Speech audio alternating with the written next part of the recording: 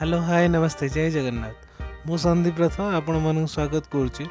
मो YouTube channel रथ भाईना blog को आशा कर समस्ते बहुत भल थे मुझे आज बहुत भल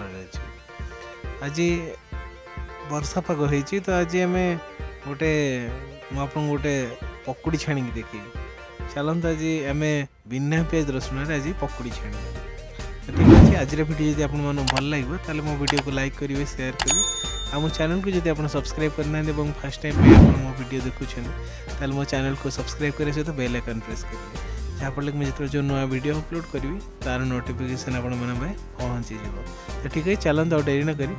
आम आज देखिए केमती मु पकुड़ी छाणी बिना पियाज रसुण आम केमी पकुड़ी छाणी चलते तो आप देखो मुझे आलू को काटी नहीं कंचा आलू को काटी नहीं ये मुझे धनिया पत्र नहीं लंका नहीं ये अदा नहीं सब को मु छोट छोट कर काटी नहीं ता सहित मुझे गोटे जगार बेसन अल्प टिके हलदी लुण एवं आमर खाइबा सोडा पकईकिना भलरे गोली नहीं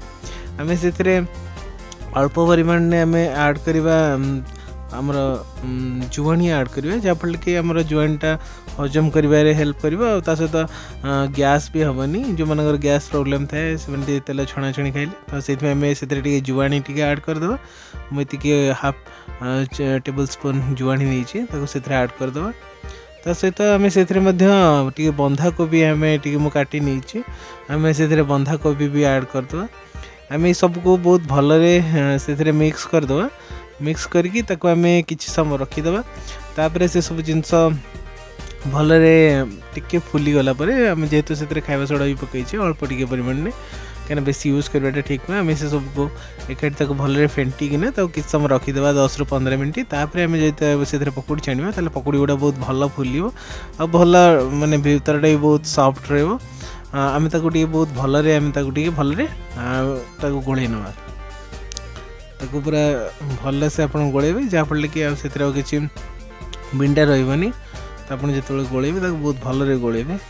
देखो मुझे गोलेबी से हिसाब से गोलेबे भल टे फेंटी देवे से बेसन सहित से सब जिनस को देखो मुझे फेंटू सेमती बहुत भलरे फेंटी देवे आउ से बेसन जोटा पकुड़ी आप छाणवे से बेसी पानिया करें पानिया बेसी करदे से आमको छाणला को प्रोब्लेम हम तेणु ताको बेसी पानिया करें तो ठीक अच्छे आम गोले बर्तमान घोड़े कि 10 मिनट रखीदे 10 ରୁ 15 मिनट रखीदे तो ये आमर 10 मिनट हो जाए देखिए देखो आम टे फुली जाए आउ टे आम गोलीदे एवं आम छाणवा मुझे गैस रे गरम तेल कड़ाई ढाली देकिना बर्तमान गैस को ऑन कर दीची तेल गरम हो गले आम से पकुड़ी छाणवा आम जानवा के तेलटा गरम है कि नहीं देखो मुझे गोटे बेसन गोटे ड्रप पकईली किंतु देखो बेसनटा तले रही जो से ऊपर को आसनी अर्थ कौन ना तेलटा तातीनी तेलटा जो तातीब से ऑटोमेटिक ऊपर को भासी आसो तो आप से हिसाब से देखिए जे तातिला कि नहीं तातिला पर जाएंगे बेसन में पकेबे आप तेल पकेबे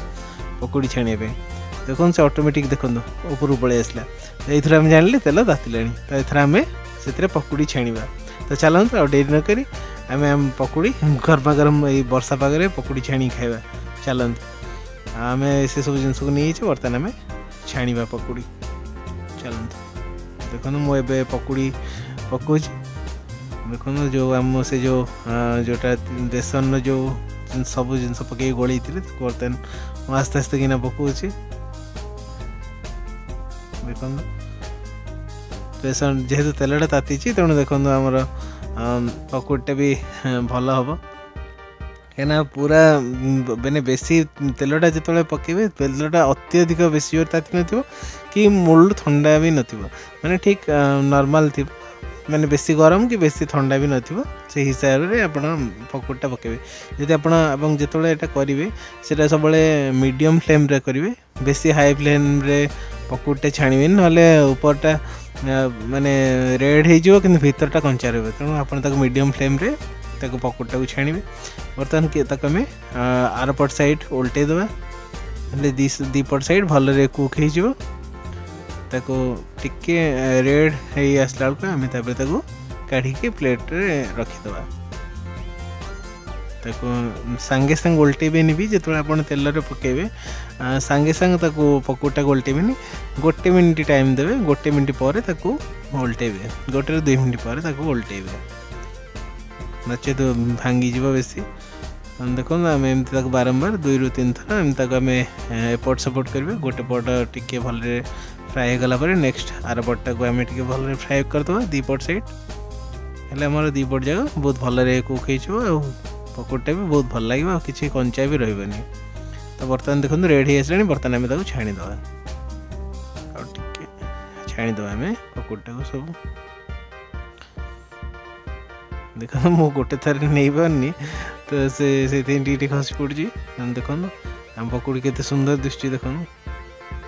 देखुं बहुत सुंदर है बहुत भल फुली भी तो ठीक है चलतु आ बाकी जी पकोड़ी अच्छी देखो मुझे प्लेट को काढ़ी नहीं आ बाकी जी आम पकोड़ी आम जी गोलैचे बेसन से सब आम से हिसाब से छाणी ना आ गोटे कथा मुझे कहीदे जिते आप तेल रे से बेसन जो पेस्टा पकेबे पकोड़ी से गैस रो फ्लेम टाक टिके लो करदे पकई साइला पर पुणी गैस फ्लेम आउ टिके बढ़ाईदेवे जदि आप हाई फ्लेम रे पकेबे तो आप हाथ को तेल छिटके रही चांसेस अच्छी तो से जिते आप पकेबे बेसन रो पेस्टा तेल रे गरम तेल टिके लो करके पकेबे पुणी पकई साइला पर पुणी गैस रो फ्लेम टाक टिके बढ़ाईदेवे है आप हाथ को छिटकी बनी तेल तो चलते आम बाकी शब्द पकोड़ी से हिसाब से कुक करना सबटा छाणीद एमती वर्षा पागरे पकोड़ी भल लगे खाइबे आ मार्केट पाखे घरे छाणी खाइले टिके बेसी खुशी लगे घरे जहाँ गोटे खुशी लगे छाणी खाइबे किणिक आनी खाइबार तो ठीक अच्छे कि घरे टिके परिश्रम पड़े कि एक रे घर जिनसा बहुत भल देवाई कहीं मार्केट रे से माने जो तेल यूज कर निहाती बाजे तेल गुड़ा से यूज कर तेणु जोटा कि आम देह बहुत खराब क्षतिकारक एवं ता सहित से माने पोड़ा तेल भी यूज कर तेणु आम निजे यदि घरे छाणी खाइबा तेणु आम घरे जो आम जो भल रिफाइंड ऑयल यूज कर छाणी खाइबा द्वारा आम देह भी किसी खराब हेनी आम देह भी भल रहा तेणु जिते दूर चेष्टा करेंगे तेल जिते भी जहाँ छाणी खाया इच्छा हो बरा जिते भी जहाँ खाऊँ घरे छाणी खाते मेजोरिटी आउ देखो यहाँ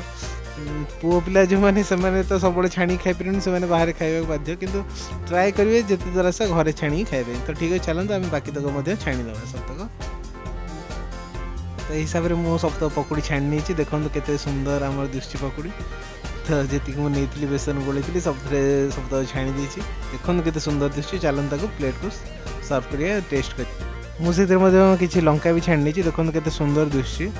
तो ठीक अच्छे आज ये पकोड़ी छाणी मुझे देखिली मुझे आशा करुँच आज वीडियो आपको भल लगे आज वीडियो यदि आपको भल लगे तो मो वीडियो को लाइक करेंगे शेयर करेंगे आम चैनल को सब्सक्राइब करेंगे भूलें तो ठीक है देखा आउ गोटे वीडियो से जाए जय जगन्नाथ।